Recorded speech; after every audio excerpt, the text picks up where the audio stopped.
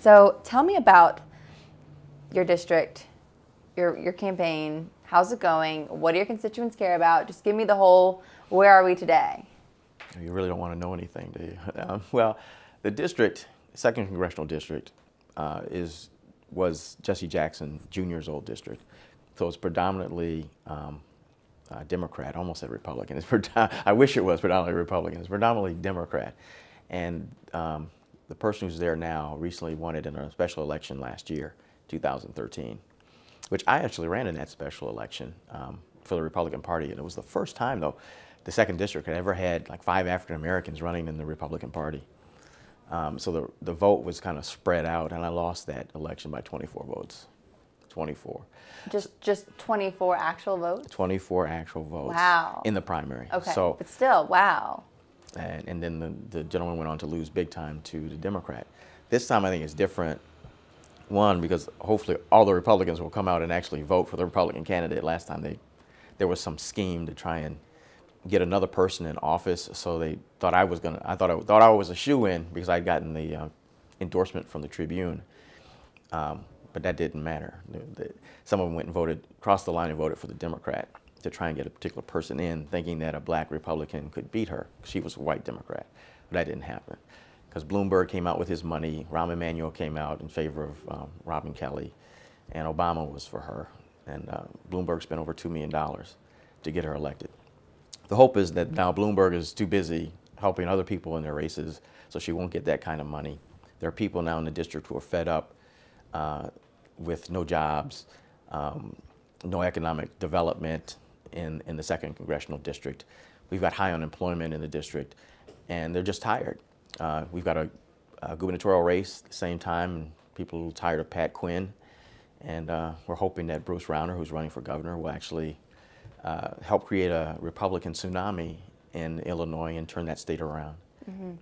Do you think that some of the Obama's broken promises is going to help fuel African Americans to vote conservatively, or do you think that there's more of a sense of people being disillusioned with politics? I think both. I think in some regard, there are going to be some people who won't vote at all because they're disillusioned with what happened, all the promises he made. I mean, there was a lot of expectations. Expectations were very high when he came into office. And many in the African American community don't feel like he's done a whole lot. I mean, unemployment is still very high in the black community and in that 2nd Congressional District. And then there's other people who have realized that, with some of the, black conservatives coming out and talking about some of these issues, saying, look, you need to vote your values. That's one of the things we've been telling people in our district. It's time for the church to stand up and be the church and vote their values. And stop voting for people who, we had same-sex marriage go through. That was one of the issues that really excited folks in the district. There are a number of pastors in the 2nd Congressional District who went down to Springfield, which is the capital of Illinois, to fight against same-sex marriage. And the first time they tried to push it through, they didn't bring it forward because they didn't have the votes. And I think they waited until they came back in the session, and then they finally pushed it through. But there are a number of pastors who are upset about that. And so now they had said that they were going to go after those folks who actually voted for same-sex marriage. Now, so I believe that the person who is now in the district, who I don't want to say her name again, but the person who is now the congressional, well, she's a candidate now, but she's actually the incumbent, supports same-sex marriage. So we're trying to use that issue and other issues. She's anti-Second Amendment, and there's a lot of people in the black community who are pro-Second Amendment because they're the ones who end up taking the brunt of the black-on-black crime that happens in the 2nd Congressional District, and they believe they need to be armed to protect themselves from the gangs and the gang violence that happens in Chicago. So describe for the cameras and for me your connection to this event, and describe the fact that you organized it and also why. Well, it's a long story here, and I'm trying to figure out where to start. Mm-hmm. My wife and I are co-founders of the Freedom's Journal Institute, but it goes back to Wallace Multimedia Group, where we started, before I met my wife, we started Wallace Multimedia Group and started a magazine called Freedom's Journal Magazine, which is a black conservative political magazine with a biblical worldview.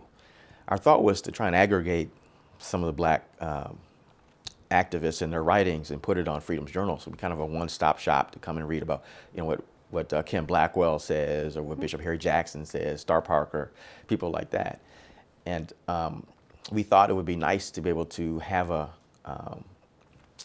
summit of some kind to bring black conservatives together.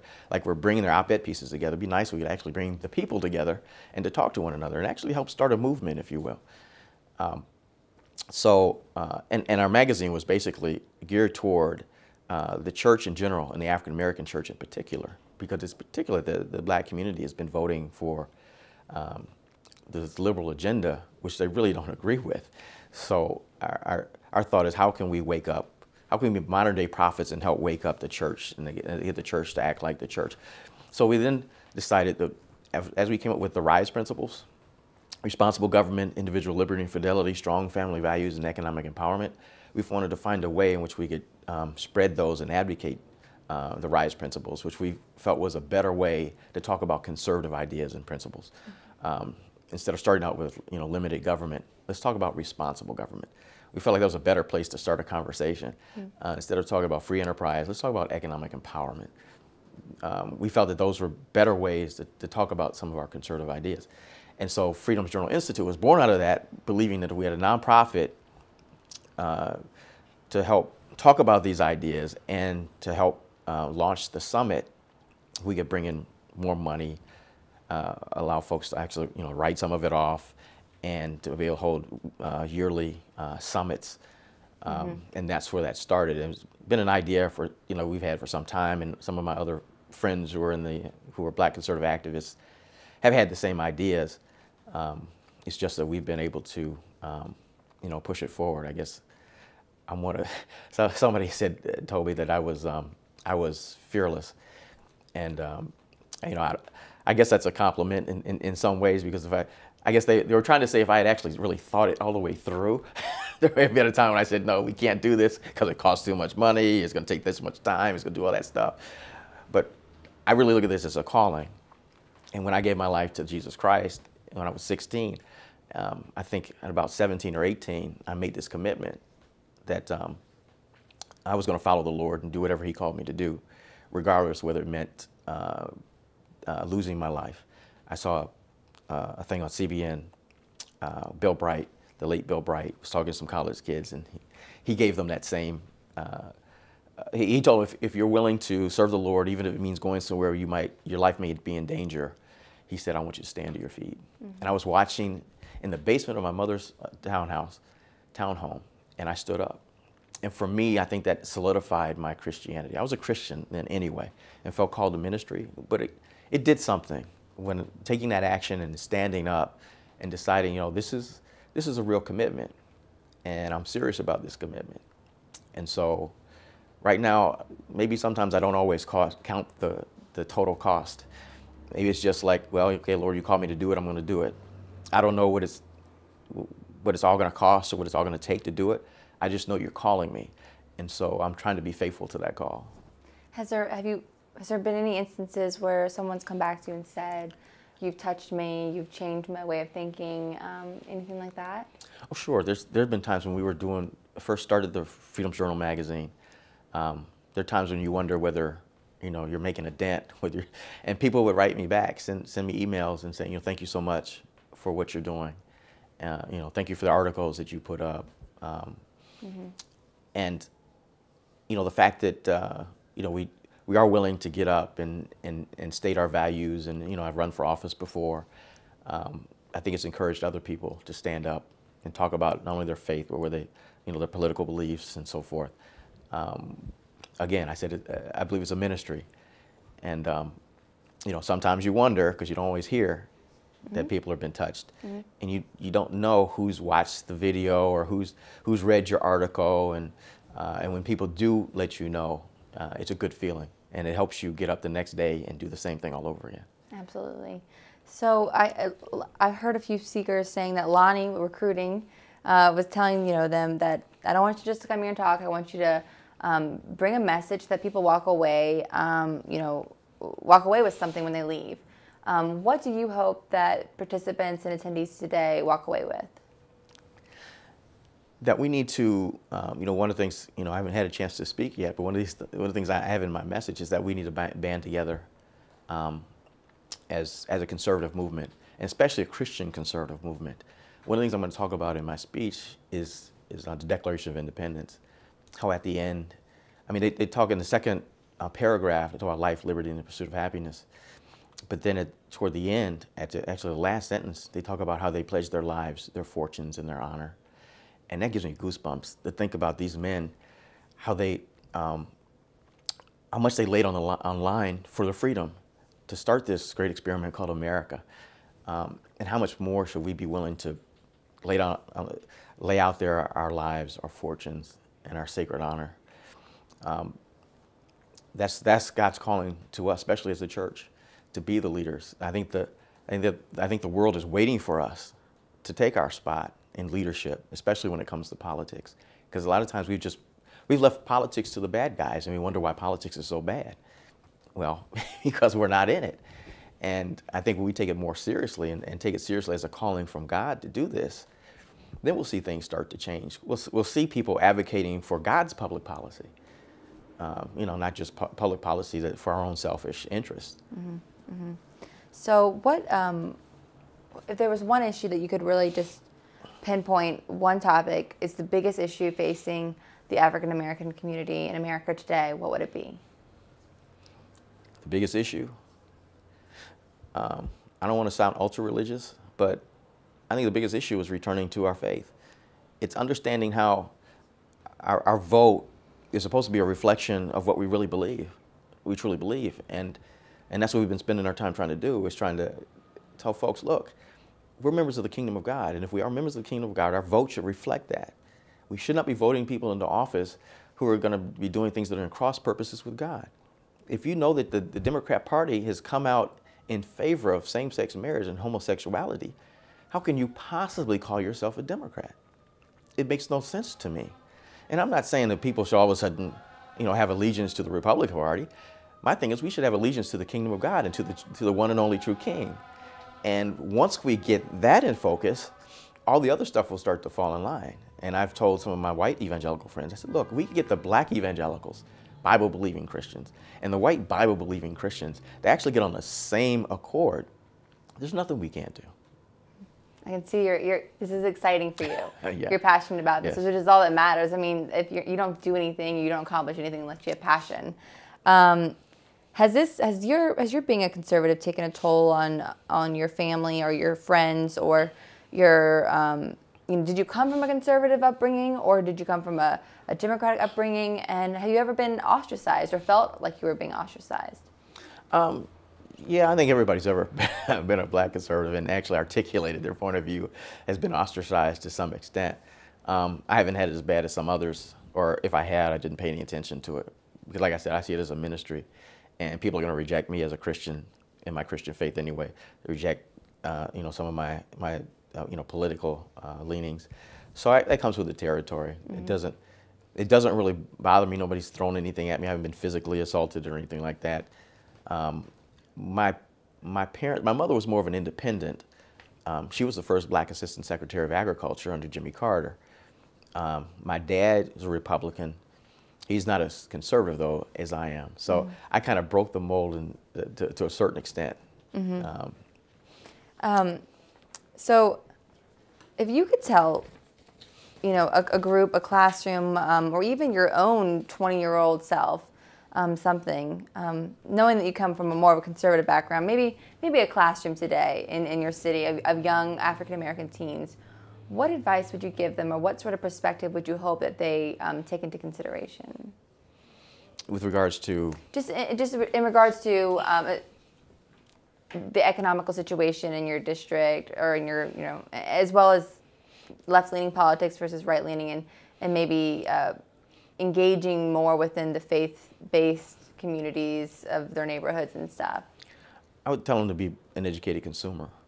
The days should be over when we blindly follow any party, whether it's Democrats or Republicans, because even in Illinois we've got Republicans who are for same-sex marriage. Actually, the former chairman of the Illinois Republican Party came out in favor of same-sex marriage, and then was was quickly ousted. But but I think telling young people to, you need to know who you're putting in office, because they're supposed to represent you. And actually, it means that they need to know where they stand on particular issues. Mm-hmm. And go ahead and take time to find out what the issues are and what's going to affect your life. Because a lot of young people don't seem to care about taxes and all these other things, but they don't understand this will affect their economic empowerment. Mm-hmm. This affects jobs for them right now. Mm-hmm. I mean, the whole is it all right if I get an example? Yeah. They're debating not only the national level but at the state level in Illinois about minimum wage, and all these people talking about raising the minimum wage. The Democrat Party in Illinois is catering to them. Well, they're catering to them because the people who they're talking about, who it's going to affect the most or benefit the most, are older people. Mm-hmm. Younger people don't vote. But it's going to affect younger people more disproportionately than older people, because it's the young folks who can't get jobs, because if they go up to $10 or $12 or $15 an hour, they're not going to hire people who don't have skills. And that's generally the young people who are trying to get skills by coming in at the minimum wage. And so, but the ruling class, I'm sorry, the ruling class, the political class understands that these kids, the 16 and 17-year-olds who aren't going to get the jobs, aren't voting. They can't vote. So they don't have to worry about them. They're trying to, talk to the adults and act as though, people should get a little bit more money. They don't care that certain people won't get hired, or that some people who are already hired may get fired because people can't afford to pay them this amount of money. They have it on the ballot in Illinois whether minimum wage should be raised. Wow. And I wouldn't think that somebody who opens up a business would want the rest of society to tell them how much money they should pay. It should be up for vote how much you should be paying the people you're going to hire. It's going to hurt it's going to hurt small businesses. And then they'll be wondering why there isn't more economic growth. Mm-hmm. Wow, because you voted for a raise in the minimum wage, when really the economy couldn't afford an increase in the minimum wage. Mm-hmm. Don't get me wrong, I want people to be able to make as much money as they possibly can make. But first of all, some people need to be able to get their foot in the door, and if they can't get their foot in the door, you've got young people who are out on the streets, and they're going to wonder why there's so much crime. Mm-hmm. Mm-hmm. 16 and 15-year-olds can sell drugs. Yeah. To our viewers who will watch this program, what do you hope is the message that they take away from, the special be about the Black conservative movement? And, why is it important that you guys are having this summit now? Why in this year do you think that this is a cause to stand behind? Well, I think because it's clear, I think the difference between where someone like President Obama stands, and now we can clearly articulate where Black conservatives stand. You got one of the most liberal presidents we've ever had. So the difference is clear. The demarcation between the two is clear. And people have been disenfranchised. They've been, what's the word I'm looking for? They've been upset that what he promised, he isn't able to perform. He isn't able to do. And we're trying to say, here's another alternative. You saw this and it didn't work. Let's take a look at this over here. What conservatives have to say. We're trying to basically saying we're trying to get to the same place. We want people to see economic empowerment. We want people to make money. We want people to be able to stand on their own 2 feet. It's what I think both parties, you could say, want in basically these same things. But our pathway is a lot different than the liberal pathway. And I believe our pathway, you see, if we allow it to move forward without any hindrances, and if we look at certain states where they've actually done it, those states have prospered, where those who have had the liberal agenda have floundered. And so we need to basically just be able to articulate our point of view a lot better. And I think many in the African American community and Latino community will start to come along, because basically they're socially conservative anyway. We just have to talk to them about our economic conservatism and empowerment, and show how keeping more of your money instead of giving it to the federal government is much better for you. How did the Republican Party become the party of racist and anti-Black, and how did they get there, and how can they come back? I'm not sure I agree with that first part of your question. How did they get there? The stereotype Oh, of, thank you know. It's a stereotype. Sorry, yes. And Democrats have been very good, liberals have been very good at painting us that way. And we really haven't had an answer for it. I mean, it's like some folks, you know, accepted all this stuff, and we really haven't done our homework. A lot of people want to say that all the Dixiecrats went into the Republican Party. Well, that's not true. If the Republican Party is so open to the Dixiecrats, why didn't the Dixiecrats just go into the Republican Party anyway? Forget running as a separate, as a third party, because third party candidates never win anyway, not in presidential elections.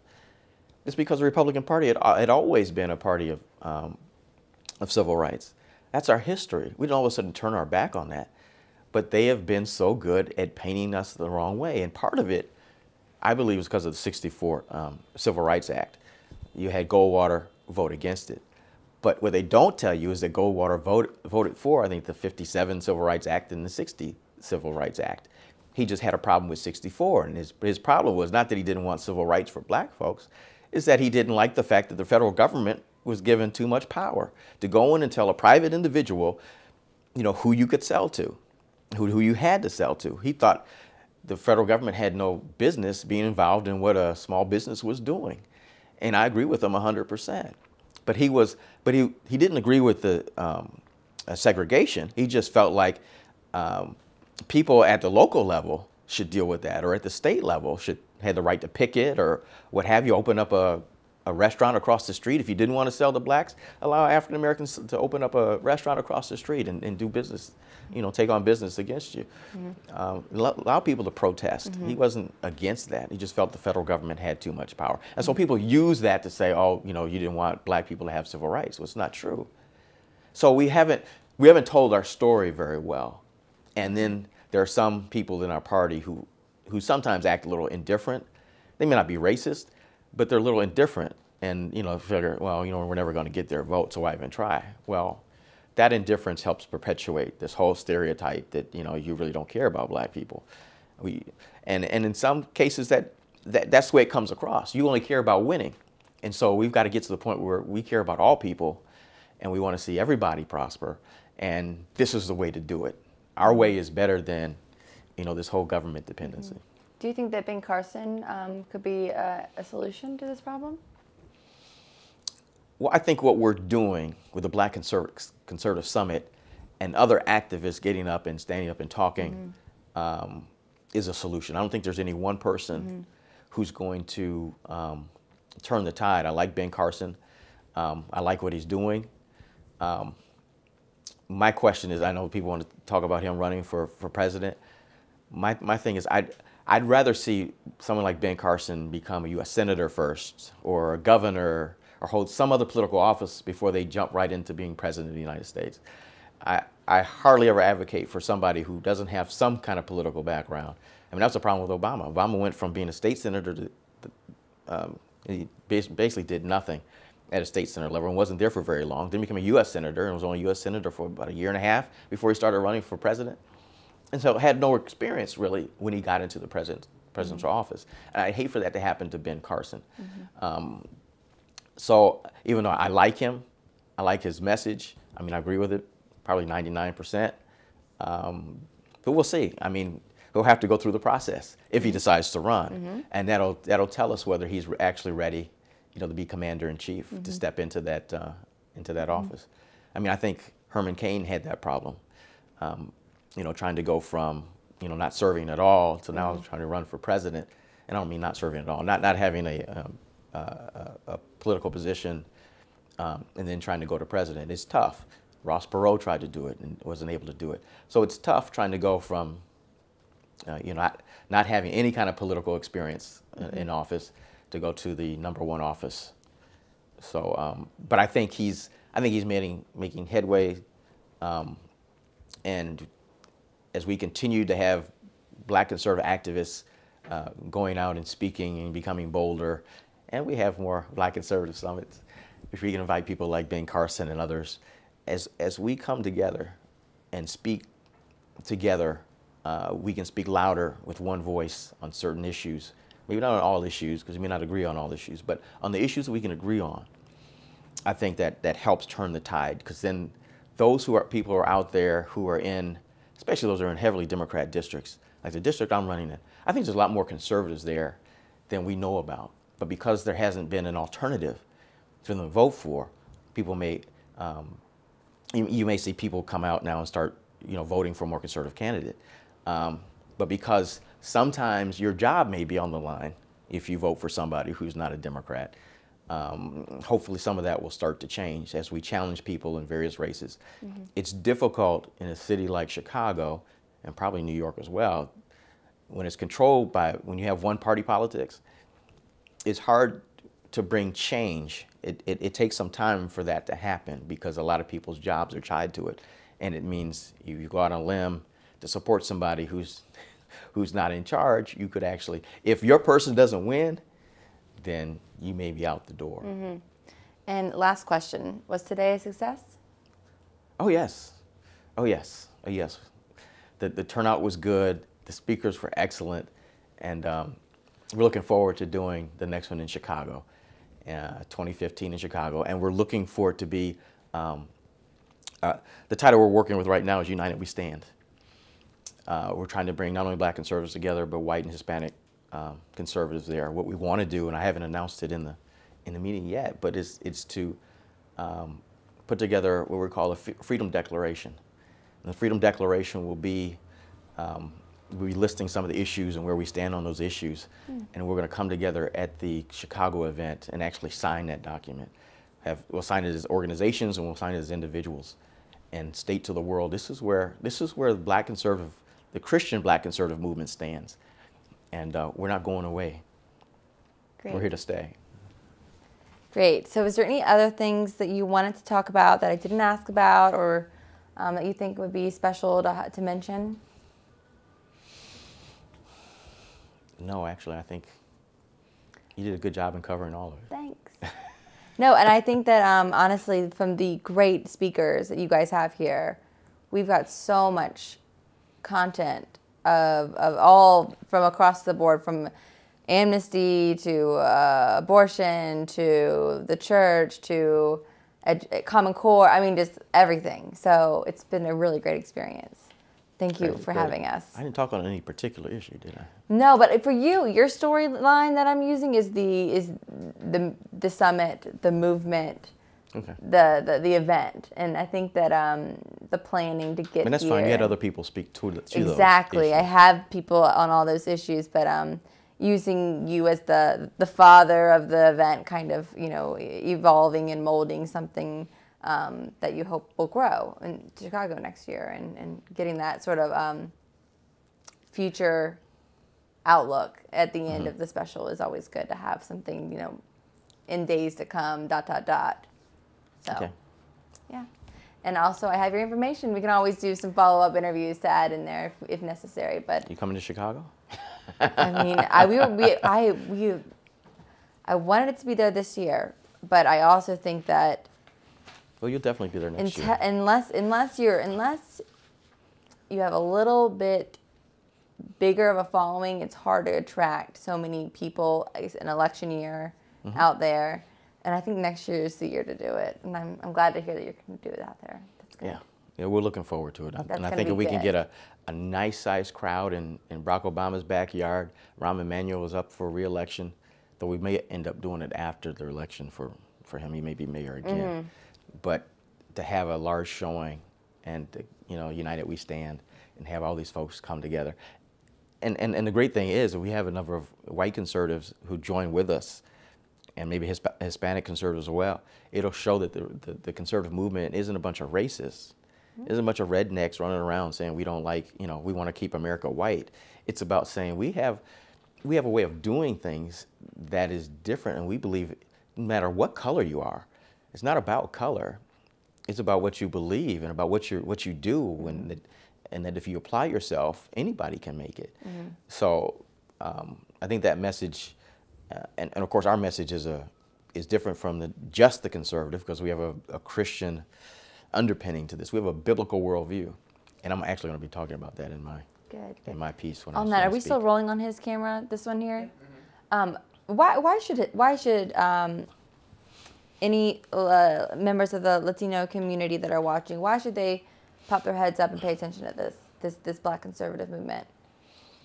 because I think there's a place for them to have their own movement, and I think it takes having separate movements. We're not having separate movements because we want to be separate.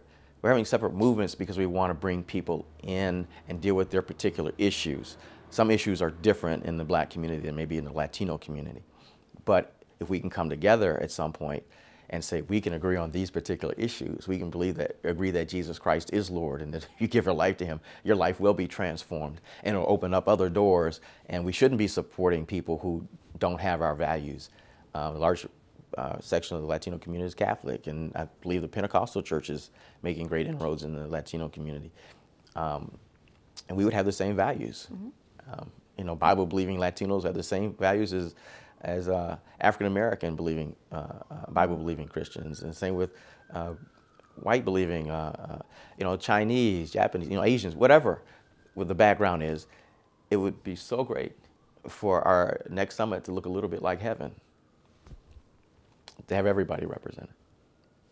So, people would just come and support and say, I support with what you're doing. If there was a Latino one and we were invited to come, we would come and be a support.